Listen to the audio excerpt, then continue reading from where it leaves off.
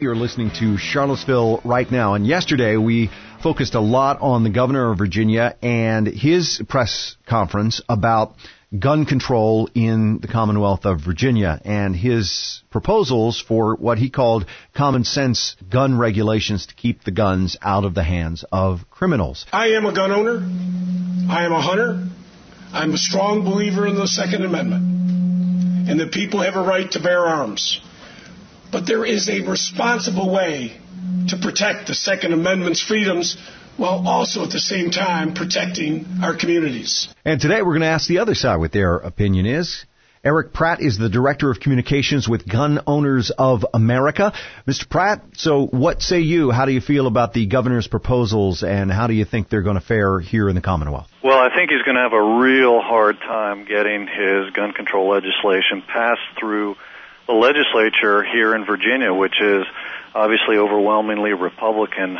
Many of the ideas that he is floating have been shot down, pardon the pun, in other states like Nevada, New Hampshire, even in the U.S. Senate. And so I expect that they're going to be defeated in Virginia as well.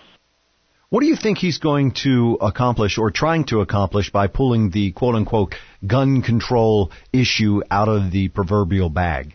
Well, this is a Democrat issue, and he is certainly towing the line, but he's really going to face tough opposition. Recent polling shows that opposition to gun control is at an all-time high right now. This is Gallup polls, Pew polls, and so he's really going to have a hard road to hoe.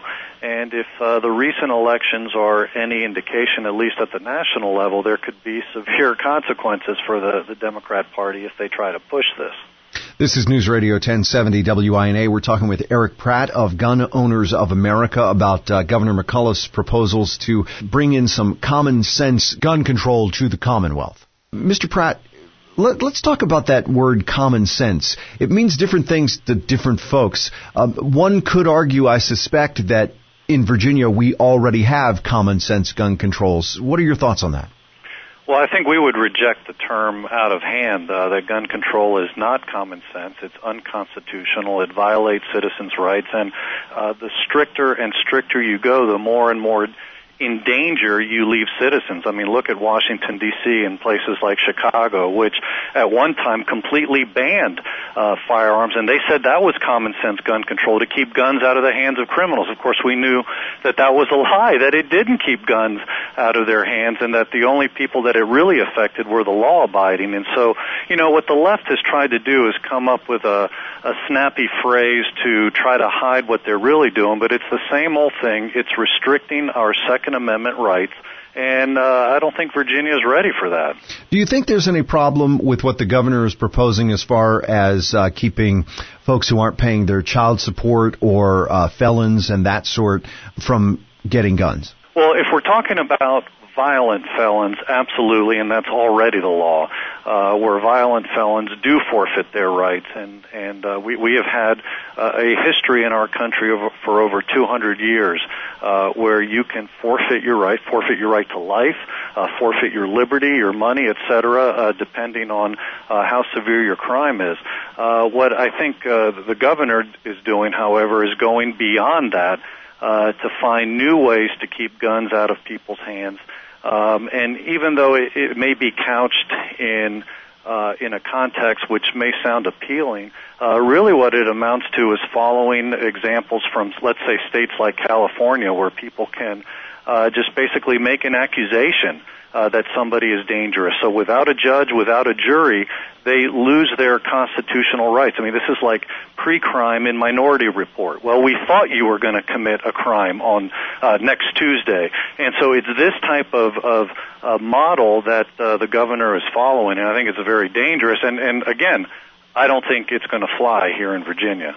Well, I think one of his biggest challenges is going to be just not only getting the legislature to push these things through, but getting people on his side, because I think in general Virginia is pro-gun, if I'm not mistaken. You would probably know more about that than I do. Very much so. Even one of the one of the gun control laws that was passed in the early 90s, the one handgun a month law, which, Virginia kind of followed the trend. The media had convinced many of the legislatures. I was a lobbyist down in Richmond at the time, and they were convinced at the time, it's a new wind. People's minds have changed on the issue, and so they passed this one handgun a month law. And then they were not prepared for the retaliation from voters that ensued, and so not unsurprisingly, about 10 years later, the law was repealed.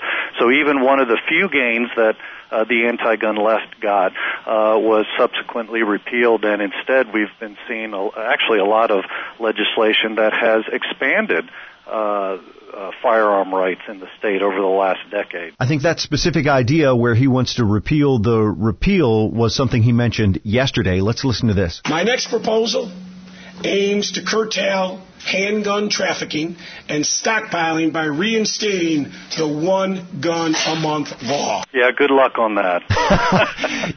We'll leave it at that. Erich Pratt with Gun Owners of America. I appreciate your time. Thank you very much for checking in with us today. Oh, you're very welcome. Thank you. News Radio 1070 W.